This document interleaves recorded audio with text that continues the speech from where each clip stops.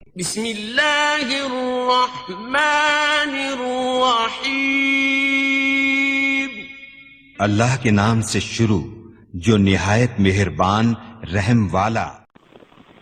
پیام لے کے جو آئے صبح مدینے سے، مریض عشق کی لائی دوا مدینے سے۔ الحمد لله نحمده ونستعينه ونستغفره ونؤمن به ونتوكل عليه، ونعوذ بالله من شرور أنفسنا ومن سيئات أعمالنا، من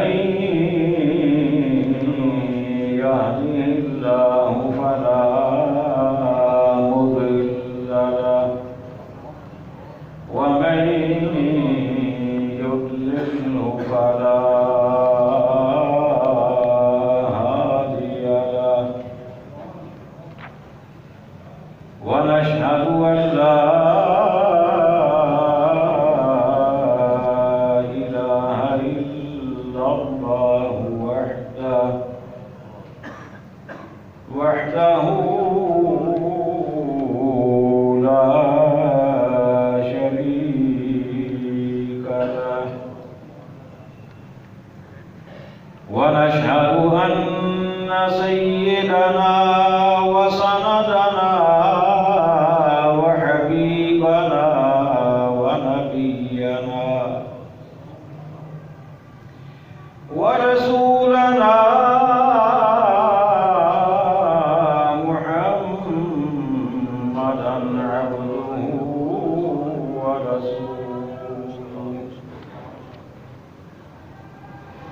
أما بعد، فأعوذ بالله من الشيطان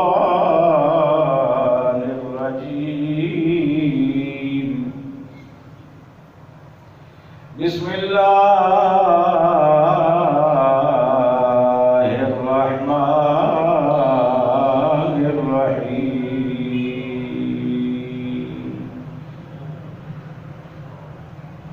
وكذلك جعلناكم أمة وسطا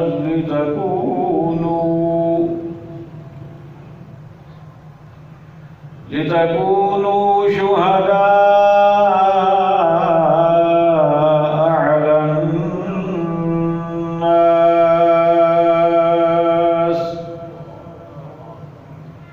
ويكون الرسول عليكم شهيدا.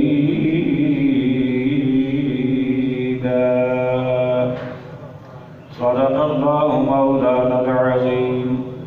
قال الله تبارك وتعالى في شان حبيبه مخبرا وآمرا: إن الله وملائكته يصلون على النبي يا أيها الذين آمنوا صلوا عليه وسلموا تسليما.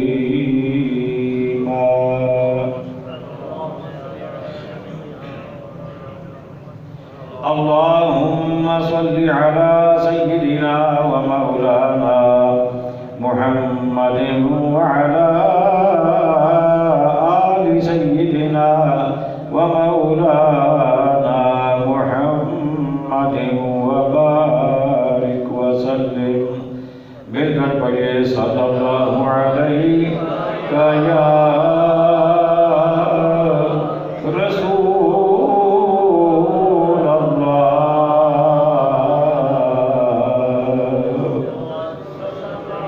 وسلم علیہ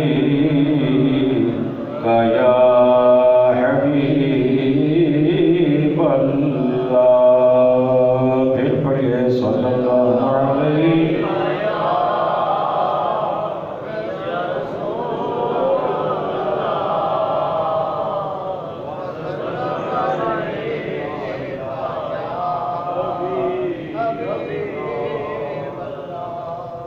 اللہ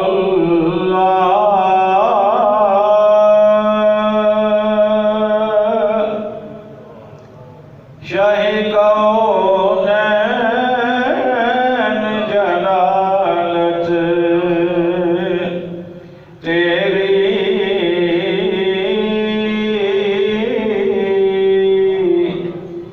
اللہ اللہ شاہ کونین جلالت تیری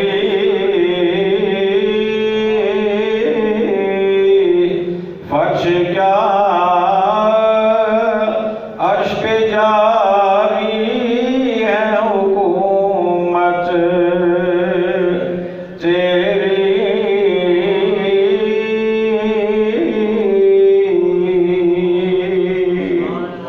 فرش کیا عرش پہ جاری ہے حکومت تیری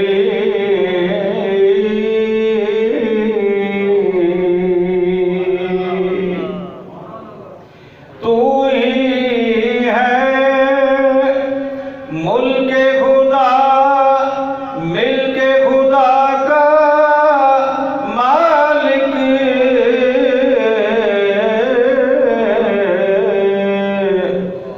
تو ہی ہے ملک خدا ملک خدا کا مالک راج تیرا ہے زمانے میں حکومت تیری راج تیرا ہے زمانے میں حکومت تیری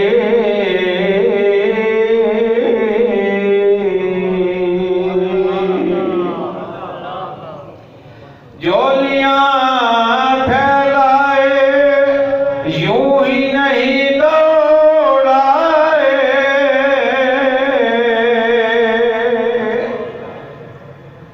امام حسن بریلوی رحمۃ اللہ تعالی فرماتے ہیں کہ اے آقا آپ کے در پر سوال کرنے والے مانگنے والے ایسے ہی نہیں چلے آئے ایسے ہی نہیں جولیاں پھیلا کے دوڑتے ہوئے آ رہے ہیں بلکہ وجہ کیا ہے توجہ کیجئے گا جولیاں پھیلائے یوں ہی نہیں دوڑائے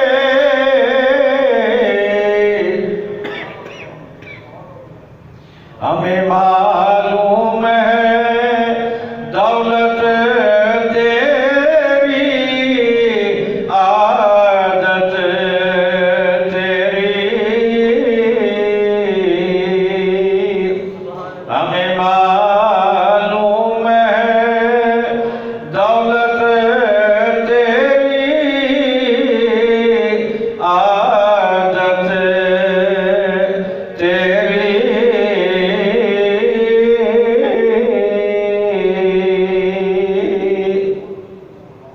اور قیامت کا جو میدان ہوگا حشر کا جو سما ہوگا تو اس کی وجہ کیا ہے کیوں حشر برپا کیا جائے گا کیوں لوگوں کو اکٹھا کیا جائے گا کیوں لوگوں کے اعمال کو سامنے لایا جائے گا کیا اللہ کو ویسے معلوم نہیں ہے کہ کس نے کیا کیا پھر یہ سارا اہتمام سارا انتظام کیوں ہے امام علیہ سنت اس کی وضاحت فرماتے ہیں بلاوا حشر کا نہ کیوں جائے سب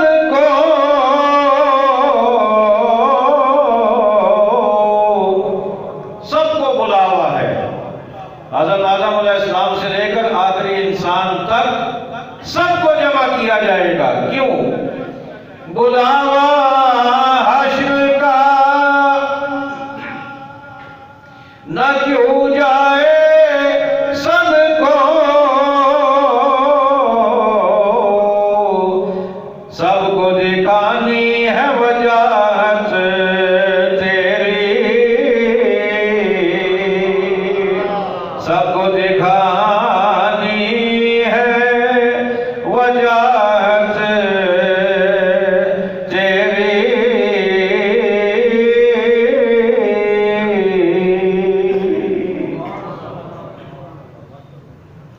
واجب صدر عظیم، سامعین ذی وقار، حاضرین محفل، عشاقان مصطفیٰ کریم علیہ السلام، جان ساران صحابہ کرام، محبان اہل بیت العظام اور عقیدت مندان اولیاء کرام، اللہ تبارک و تعالی جل جلالہ وتم برہانہ وعظم شانہ کے مقدس، مطہر اور مبارک کلام مجید میں سے سورۃ البقرہ کی آیت نمبر 143، اس کے کچھ کلمات طیبات پڑھنے کی سعادت مجھے رب ذوالجلال نے عطا فرمائی اور آپ نے سننے کا شرف حاصل کیا۔ آپ کو یاد ہوگا گزشتہ جمعۃ المبارک پر امت محمدیہ کے دنیاوی فضائل اور دنیاوی امتیازات اور اعزازات باقی امتوں کے مقابلے میں جو رب نے ہمیں عطا فرمائے، جن سے پچھلی امتیں معروم رہیں، وہ آپ کے سامنے بیان کیے تھے، اور آج کی گفتگو میں انشاءاللہ تعالی امت مصطفیٰ کے وہ اعزازات بیان کرنے کی کوشش کروں گا جو آخرت میں اور کسی امت کو نہیں ملیں گے، وہ صرف ہمارے حصے میں آئیں گے۔ کہہ لیجئے سبحان اللہ۔ ہمارے آقا کی جو شان ہے وہ تو ولا ہے نا، آقا کی عظمتیں، آقا کی رفعتیں، آقا کی کمالات، آقا کے فضائل، وہ تو ولا ہیں، وہ تو ہر شخص کو معلوم ہے کہ جو عظمت، جو شان، جو مرتبہ، جو مقام ہمارے آقا کو ملا ہے وہ کسی کو نصیب نہیں ہوگا۔ اسی لیے امام اہل سنت نے بڑی خوبصورت الفاظ میں اس کی ترجمانی فرمائی ہے۔ آپ فرماتے ہیں سب سے اعلیٰ ہمارا نبی، سب مل کے بولیے سب سے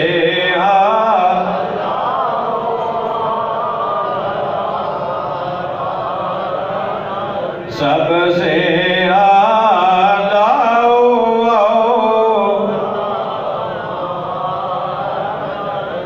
سب سے بالا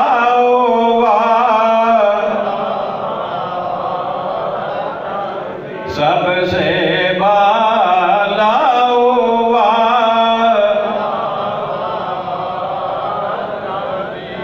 خلق سے اولیاء، توجہ کیجیے گا، میرے اشاروں کو دیکھیے گا، انشاءاللہ آپ کو بات سمجھ آ جائے گی۔ خلق سے اولیاء، اولیاء سے رسول، سب سے نچلا درجہ خلق کا، خلق سے اوپر اولیاء، اولیاء سے اوپر رسول، خلق سے اولیاء، اولیاء سے رسول، اور رسولوں سے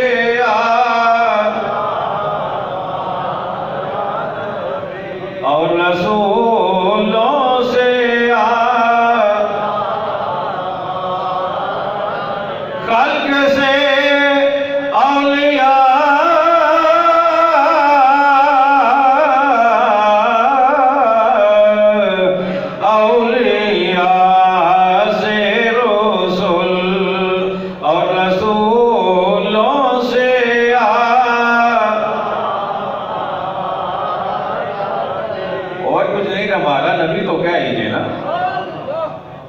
خلق سے اولیاء، اولیاء سے رسول، اور رسولوں سے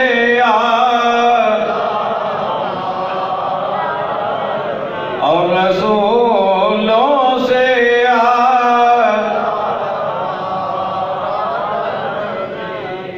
آئیے امت مصطفیٰ، امت محمدیہ کے جو فضائل قیامت کے دن عشر میں ظاہر ہوں گے ان کا کچھ تذکرہ کرتے ہیں۔ ایک فضیلت رب نے ہمیں یہ بھی عطا فرمائی، احادیث طیبہ میں آتا ہے کہ قیامت کے دن جب اللہ تعالیٰ باقی امتوں سے پوچھے گا، حضرت نوح علیہ السلام کا خاص طور پہ ذکر ہوا کہ حضرت نوح علیہ السلام کی امت سے میرا رب پوچھے گا کہ بتاؤ تم نے میرے احکامات پر عمل کیوں نہیں کیا، تم نے رائے حق کو کیوں اختیار نہیں کیا، تم نے میری ہدایات کے مطابق زندگی کیوں نہیں گزاری؟ تو وہ کہیں گے مولا ہم کیسے یہ کام کرتے، ہمیں تو کسی نے بتایا ہی نہیں، تیرا پیغام کسی نے پہنچایا ہی نہیں، کوئی ہمارے پاس تیرا فرستادہ آیا ہی نہیں، اگر کوئی آتا ہمیں بتاتا ہمیں سمجھاتا تو ہم ضرور مان لیتے۔ میرا رب حضرت نوح علیہ السلام سے پوچھے گا اے میرے نبی کیا میرا پیغام نہیں پہنچایا؟ اللہ کے نبی فرمائیں گے کہ اے میرے رب میں نے تیرا پیغام انہیں پہنچایا ہے، تیرا پیغام پہنچایا ہے۔ اب رب کہے گا کہ اے میرے نبی، اے پیارے نبی، اس پر کوئی گواہ پیش کرو کہ تم نے پیغام پہنچایا اپنی امتوں کو۔ اب اللہ کے نبی حضرت نوح علیہ السلام پتہ ہے کیا کہیں گے؟ وہ کہیں گے یا اللہ میرے گواہ تیرے آخری نبی کی امتی ہیں، میری گواہی، میرا پیغام پہنچانے کی گواہی، ان لوگوں کو تیرا نام بتانے کی گواہی، توحید بتانے کی گواہی تیرے نبی کی امت دے گی جو آخری نبی ہے۔ رب کہے گا اے میرے محبوب کی امت آؤ میدان میں گواہی دو۔ اور اسی بات کو میرے رب نے یوں ارشاد فرمایا وَكَذَلِكَ جَعَلْنَاكُمْ أُمَّةً وَسَطًا لِتَكُونُوا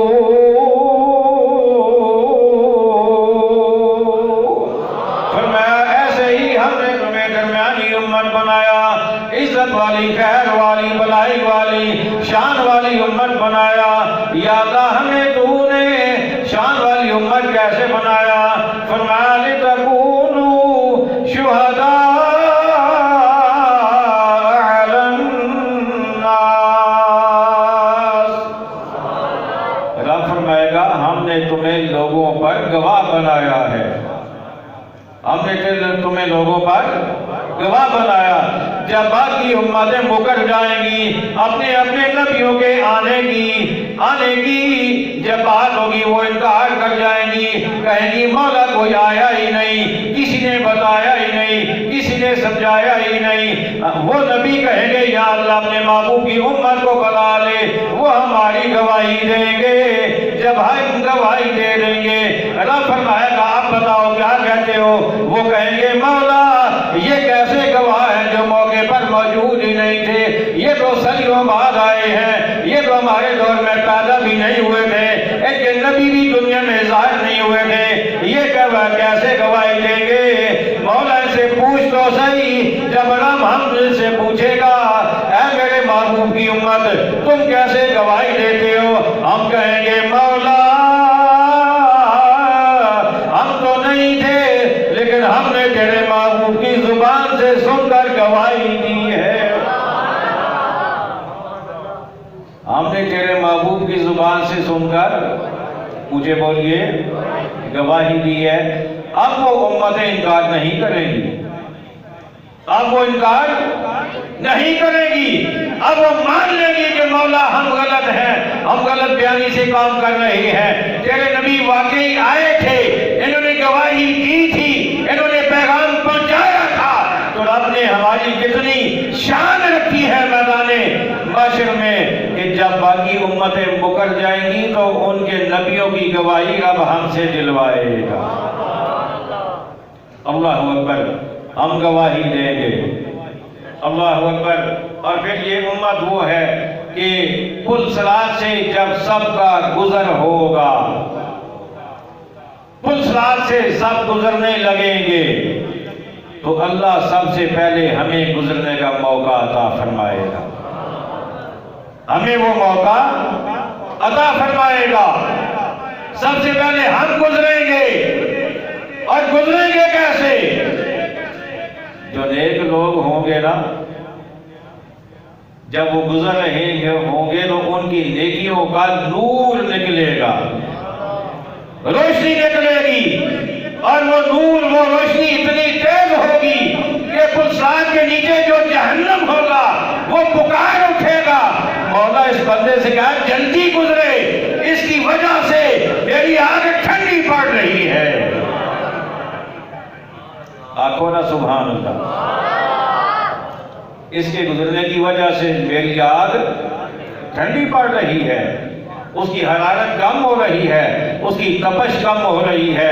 اللہ اکبر. کچھ وہ ہوں گے جنہیں آگ جلائے گی، اور کچھ وہ بھی ہوں گے کہ جو پل صراط سے گزریں گے تو جہنم پکارے گی، مولا میری تو حرارت میں کمی آ رہی ہے، میری تو تپش میں کمی آ رہی ہے، مولا انہیں کہے یہ جلدی گزر جائیں، یہ جلدی گزر جائیں. اللہ اکبر. وہ تو نیک لوگ ہوں گے نا. اور جب گناہگار آئیں گے تو پھر کیا ہوگا؟ جب گناہگار آئیں گے، جب میرے جیسے آئیں گے، جب ہم جیسے آئیں گے، پھر کیا ہوگا؟ اس وقت یہ ہوگا کہ میرے آقا سے حضرت انس رضی اللہ تعالیٰ عنہ راوی ہیں، کہتے ہیں میں نے آقا سے پوچھا، آقا قیامت کا دن بڑا ہی اندوہناک ہوگا، بڑا ہی دل دہلا دینے والا ہوگا، بڑا ہی خطرناک دن ہوگا، آقا وہاں پہ ہمارا پرسان حال کون ہوگا؟ آقا فرماتے ہیں میرے غلام میں ہی تو ہوں گا، میں ہی تو ہوں گا. اچھا آقا آپ کو تلاش کہاں کیا جائے؟ حضرت انس رضی اللہ تعالیٰ عنہ کہتے ہیں میں نے آقا سے پوچھا آپ کو میدان محشر میں کہاں تلاش کیا جائے؟ آقا نے ارشاد فرمایا میرے غلام 3 مقامات ہیں، 3 میں سے کسی ایک پہ میں تمہیں مل جاؤں گا. آقا وہ کون سے مقام ہیں؟ آقا نے فرمایا پہلا مقام پل صراط کا ہوگا. آقا آپ وہاں کیا کر رہے ہوں گے؟ آقا فرماتے ہیں میرے غلام جب میری امت وہاں سے گزر رہی ہوگی میں وہاں کھڑا ہو کر دعا کر رہے ہوں گا اللہم سلم امتی، اللہم سلم امتی، یا اللہ میری امت کو سلامتی سے گزار دے، میری امت کو سلامتی سے گزار دے. آقا دعائیں فرما رہے ہوں گے. اس لیے تو ہمارے امام نے پھر یہاں پہ اپنا عقیدہ ظاہر فرمایا نا. ہمارے امام نے وہ فرماتے ہیں رضا پل سے اب وجد کرتے گزریے. امام اہل سنت فرماتے ہیں اے رضا تمہارے گناہوں کی بات اپنی جگہ، تمہارے اعمال اپنی جگہ، لیکن یہاں پہ ڈرنے کی ضرورت نہیں ہے، یہاں سے پریشان ہونے کی ضرورت نہیں ہے، یہاں پر اندوناک ہونے کی ضرورت نہیں ہے، یہاں پر کسی وحشت میں مبتلا ہونے کی ضرورت نہیں ہے. بلکہ اب دیکھو نا آقا کھڑے ہو کر رب سلم امتی، رب سلم امتی کی صدائیں لگا رہے ہیں. لہذا اب ڈرنے کی ضرورت نہیں، اب یہاں سے وجد کرتے ہوئے گزرو. کیسے؟ وجد کرتے ہوئے جھوم جھوم کے گزرو. امام اہل سنت فرماتے ہیں رضا پل سے اب وجد کرتے گزریے. اور یہ صرف ایک بندے کے لیے دعا نہیں ہوگی، یہ ہر امتی کے لیے دعا ہوگی. وہاں تو وجد آنا ہی ہے، ذرا ہاں بھی نام مصطفیٰ پہ وجد آ جائے نا.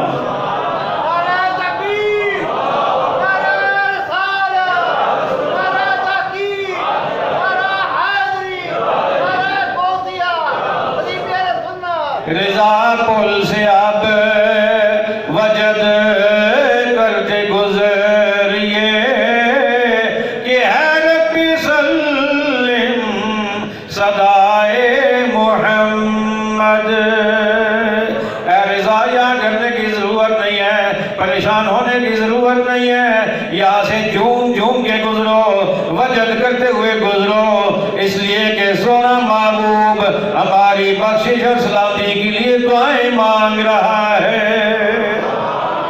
حضرت انس عرض کرتے ہیں کملی والے آقا اگر وہاں آپ نہ ملے تو پھر کہاں جائیں؟ میرے آقا نے فرمایا پھر تم میزان پہ آ جانا۔ کہاں پہ؟ میزان پہ، جہاں پہ اعمال تولے جا رہے ہوں گے، جہاں اعمال کا وزن کیا جا رہا ہوگا۔ آقا وہاں آپ کیا کریں گے؟ میرے آقا فرمائیں گے، میرے آقا نے فرمایا میرے جس امتی کے اعمال نیک کم ہو جائیں گے میں وہاں کھڑے ہو کر اس کے نیک اعمال میں اضافہ کر دوں گا، اضافہ کر دوں گا۔ اضافہ کیسے کریں گے؟ انشاءاللہ اگلے جمعہ پہ، یہ بات اگلے جمعہ پہ آئے گی۔ آقا علیہ السلام میزان عمل پہ موجود ہوں گے۔ آقا اگر وہاں بھی نہ ملیں، میرے آقا نے فرمایا میرے غلام پھر تم حوض کوثر پہ آ جانا، حوض کوثر پہ آ جانا۔ آقا وہاں کیا کر رہے ہوں گے؟ میرے آقا نے فرمایا اے انس، اے میرے غلام جب میری پیاسی امت وہاں پہ آئے گی میں کوثر کے جام بھر بھر کے اپنی امت کو پلاؤں گا۔ اللہ اکبر۔ پلسرا سے بھی سب سے پہلے ہمارا گزر ہوگا، پھر میرے آقا صلی اللہ علیہ وسلم نے ارشاد فرمایا، میرے آقا فرماتے ہیں میری امت جو ہے جنت میں بھی سب سے پہلے جائے گی، جنت میں بھی، مجھے بولیے نا، سب سے پہلے میری امت جنت میں جائے گی۔ میری امت کو دائیں دروازے سے داخل کیا جائے گا، باقی امتیں دائیں دروازے سے نہیں جائیں گی۔ پہلا گروہ میری امت کا دائیں دروازے سے گزرے گا، باقی جو ہوں گے وہ سب کے ساتھ جنت میں جائیں گے، لیکن باقی امتوں سے پہلے جائیں گے۔ پھر میرے آقا علیہ السلام نے ارشاد فرمایا میرے غلاموں جب قیامت کا میدان آئے گا، جب تمہارے نیک اعمال کم ہو جائیں گے، تمہارے گناہ بڑھ جائیں گے، میرے آقا فرماتے ہیں پھر کیا ہوگا؟ آقا فرماتے ہیں تمہارے گناہ یہود و نصارہ کے سر ڈال دیے جائیں گے اور ان کی نیکیاں تمہیں عطا کر دی جائیں گی۔ چلیے سبحان اللہ۔ اس سے بڑھ کے اور کیا چاہیے ہمیں؟ اس سے بڑھ کے آقا فرماتے ہیں یہود و نصارہ کے گناہ ان پر ہی رہیں گے اور تمہارے گناہ بھی ان کے ذمہ ڈال دیے جائیں گے اور ان کی نیکیاں تمہیں دے کر اللہ جنت میں بھیج دے گا۔ اور یہ بھی میرے آقا کا ارشاد گرامی ہے۔ آقا فرماتے ہیں کہ جب میرا کوئی بندہ، آقا فرماتے ہیں جب کوئی میرا امتی، میرا کوئی بندہ مومن جب کوئی فوت ہوتا ہے، میرے آقا فرماتے ہیں اللہ تعالیٰ ایک یہودی یا نصرانی کو اس کے فدیے پہ رکھ لیتا ہے، اسے جنت میں بھیج دیتا ہے، اسے جنت کا حقدار بنا دیتا ہے۔ اچھا میرے ذہن میں ایک سوال پیدا ہوا کہ شاید باہر جا کے کوئی اور یہ سوچے کہ یہ کیا بات ہوئی تھی، ان کے گناہ ہمارے سر، ہمارے گناہ ان کے سر اور ان کی نیکیاں ہمیں، یہ انصاف تو نہ ہوا؟ شاید کسی کے ذہن میں آ جائے تو میں اس کا جواب دے دوں۔ جواب اس کا یہ ہے کہ یہ بے انصافی تب ہوتی جب یہود و نصارہ کو دین اسلام کی دعوت نہ دی گئی ہوتی، جب دنیا میں انہیں بتا دیا گیا کہ سارے دین منسوخ ہو چکے، اب سوائے اسلام کے کوئی دین قابل عمل، بولیے نا، تو اب اگر وہ نہیں مان رہے تو قصور کس کا؟ بولیے نا، ان کا۔ اور پھر یہ بات کہ ہمارے گناہ ان کو کیوں دیے جائیں گے اور ان کی نیکیاں ہمیں کیوں دی جائیں گی؟ اس کی وجہ یہ ہے کہ عربی کا ایک جملہ ہے کلو شیء یرجع الی اصلہ، جس کا مطلب یہ ہوتا ہے کہ ہر چیز اپنے اصل کی جانب لوٹ جاتی ہے، ہر چیز اپنی اصل کی جانب لوٹ جاتی ہے۔ تو گناہ جو یہ ان کی اصل ہے، لہذا ہمارے گناہ بھی ادھر چلے جائیں گے، اور نیکی ہماری اصل ہے تو ان کی نیکیاں بھی ہماری جانب آ جائیں گی۔ اللہ اکبر. اور پھر اس امت کی شان کیا ہوگی؟ میرے آقا فرماتے ہیں میرے امتی جو وضو کرتے ہیں نا تو ان کے ظاہری اعضاء کے وضو قیامت کے دن سورج کی طرح چمک رہے ہوں گے، چمک رہے ہوں گے. میرے آقا سے پوچھا گیا تھا آقا میدان محشر انسانوں سے بڑا ہوگا، اجنبی کی امت وہاں پہ موجود ہوگی، آپ اپنی امت کو پہچانیں گے کیسے؟ میرے آقا نے فرمایا میرے غلاموں تمہارے وضو کے اعضاء جو ہے ظاہراً جو ہے ظاہر وہ چمک رہے ہوں گے. اب ہم وضو کریں گے تو چمکیں گے نا؟ کیا خیال ہے؟ وضو کریں گے تو چمکیں گے نا؟ جس بندے نے کبھی وضو ہی نہیں کیا، جو مسجد ہی میں نہ آئے، جو نماز ہی نہ پڑھے، اور پھر میرے آقا نے یہ بھی ارشاد فرمایا کہ جو چاہے اس چمک کو بڑھانا چاہے وہ زیادہ سے زیادہ وضو کرے، اللہ اس میں مزید چمک عطا فرما دے گا. اور پھر قیامت کے میدان میں ہمارا عمل تھوڑا ہوگا، ہمیں ثواب زیادہ ملے گا، اور یہ اور کسی امت کے ساتھ نہیں ہوگا. اب یہ کہ نا میرے رب کے ارشاد گرامی فرمایا من جاء بالحسنۃ فلہ عشر امثالھا، فرمایا قیامت کے میدان میں اے میرے محبوب کی امت تم میں سے جو کوئی ایک نیکی لائے گا 10 ثواب پائے گا. نیکی ایک اور ثواب کتنا؟ 10 کا پائے گا. یہ کم سے کم ہے، اس سے زیادہ کی حد ہی نہیں ہے. اللہ جتنا چاہے بڑھا دے، لیکن کم از کم ایک کے بدلے میں 10 نیکیاں دی جائیں گی. اور پھر یہ امت جو ہے اس کو رب نے ایسے ایسے مواقع عطا فرمائے، شب قدر جیسی راتیں کہ ایک رات عبادت کر لیں 1000 مہینوں سے زیادہ کا ثواب اللہ عطا فرمائے گا. یہ اور کسی امت کو عطا نہیں ہوا. اور پھر اس امت کی یہ بھی شان ہے کہ اس امت نبی تو شفاعت کریں گے ہی، امتی بھی شفاعت کریں گے، امتی بھی شفاعت کریں گے. عالم دین شفاعت کرے گا، حافظ قرآن شفاعت کرے گا، چھوٹا بچہ جو ابھی پیدا بھی نہیں ہوا، جو ماں کے پیٹ سے حمل گر جائے، وہ بھی ماں باپ کو جنت میں لے جانے کا سبب بن جائے گا. شفاعت کریں گے. اور اس امت کی یہ بھی شان ہے کہ اللہ تعالیٰ بے شمار لوگوں کو بغیر حساب کے ہی جنت میں بھیج دے گا، بغیر حساب کے ہی جنت میں بھیج دے گا. اور پھر اس امت کی یہ بھی شان ہے کہ یہ امت میدان محشر میں باقی امتوں کی سردار امت ہوگی، جنت میں بھی سردار ہوگی، جنت میں بھی اس امت کو سرداری ملے گی. لیکن یہ ساری شانیں جس نبی کی وجہ سے ملی ہیں، آئیے ہم مل کر اس نبی کی آنکھوں کو ٹھنڈا کریں. اس نبی کی آنکھوں کو مجھے بولیے نا، اس نبی کی آنکھوں کو. اور نبی کی آنکھوں کی ٹھنڈک کیا ہے؟ نماز. اس نبی کی آنکھوں کی ٹھنڈک نماز. اس نبی کی آنکھوں کی ٹھنڈک سچ بولنا. اس نبی کی آنکھوں کی ٹھنڈک پورا تولنا. اس نبی کی آنکھوں کی ٹھنڈک ملاوٹ سے پاک مال بیچنا. اس نبی کی آنکھوں کی ٹھنڈک جھوٹی قسمیں نہ کھانا. اس نبی کی آنکھوں کی ٹھنڈک پورا تولنا، پورا ماپنا. اس نبی کی آنکھوں کی ٹھنڈک دین پر عمل کرنا. آج جو ہم عمل کرتے جائیں گے اچھے عمل میری نبی کو دل کو ٹھنڈک ملے گی. حضرات گرامی آئیے رب کی بارگاہ میں دعا کریں، اللہ تعالیٰ میں اعمال صالحہ اور اوقات صحیحہ کی توفیق عطا فرمائے. وما علینا الا البلاغ. شہنشاہ مدینہ الصلاۃ والسلام، شہنشاہ مدینہ الصلاۃ والسلام.